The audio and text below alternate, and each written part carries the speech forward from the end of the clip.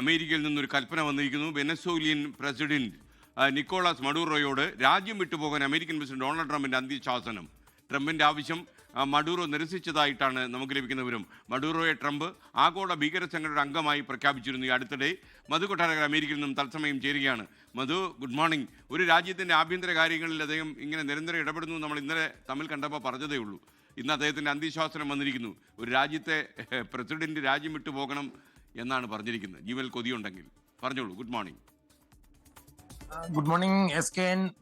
ഒരു രാജ്യത്തിന്റെ പ്രസിഡന്റ് അങ്ങനെ തന്നെ ചെയ്യണമെന്നുള്ള ഒരു അഭിപ്രായമാണ് എനിക്കുള്ളത്. കാരണം അമേരിക്കയിലേക്ക് തുടർച്ചയായിട്ട് മയക്കുമരുന്ന് കയറ്റിവിടുന്നു എന്നുള്ളത് തെളിഞ്ഞിരിക്കുന്ന ഒരു കാര്യവുമാണ്. അമേരിക്കയിലേക്ക് ഈ മയക്കുമരുന്ന് കയറ്റിവിടുന്ന സംഘങ്ങൾക്ക് നേതൃത്വം കൊടുക്കുന്നു എന്നാണ് ഈ വെനസ്വേല പ്രസിഡന്റ് നിക്കോളാസ് മദുരോയ്ക്കെതിരെ ഈ കടുത്ത നടപടികൾക്ക് ഡൊണാൾഡ് ട്രംപ് മുതിരുന്നതിന്റെ കാരണം.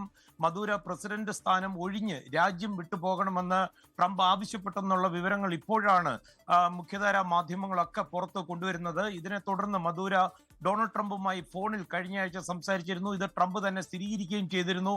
എന്നാൽ ആ സംസാരിച്ചത് എന്താണെന്നുള്ളത് ട്രംപ് വെളിപ്പെടുത്തിയിരുന്നില്ല. പക്ഷേ US ഗ്യാരണ്ടിയിൽ സുരക്ഷിത സ്ഥലത്തേക്ക് പോകാൻ അനുവദിക്കണം, തനിക്കെതിരെയുള്ള ഉപരോധങ്ങൾ നീക്കണം, നിയമപരമായ പൊതുമാപ്പ് തനിക്കും അതുപോലെ തന്റെ കുടുംബാംഗങ്ങൾക്കും നൽകണം, അതുപോലെ അന്താരാഷ്ട്ര കോടതിയിൽ ഇപ്പോൾ ഒരു കേസുണ്ട്, ആ കേസ് ഒഴിവാക്കി തരണം. ഇങ്ങനെ ഒരുപാട് ഡിമാൻഡുകൾ ഡൊണാൾഡ് ട്രംപിനോട് മദുര വെച്ചിരുന്നു.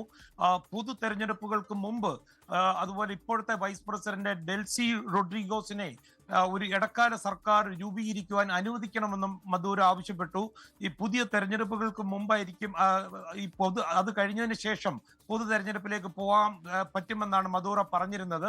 പക്ഷേ ഈ 15 മിനിറ്റ് താഴെ നീണ്ടുനിന്ന ഈ ഫോൺ കോളിലെ നിക്കോളാസ് മദുരോയുടെ മിക്ക അഭ്യർത്ഥനകൾ ഡൊണാൾഡ് ട്രംപ് നിരസിക്കുകയായിരുന്നു.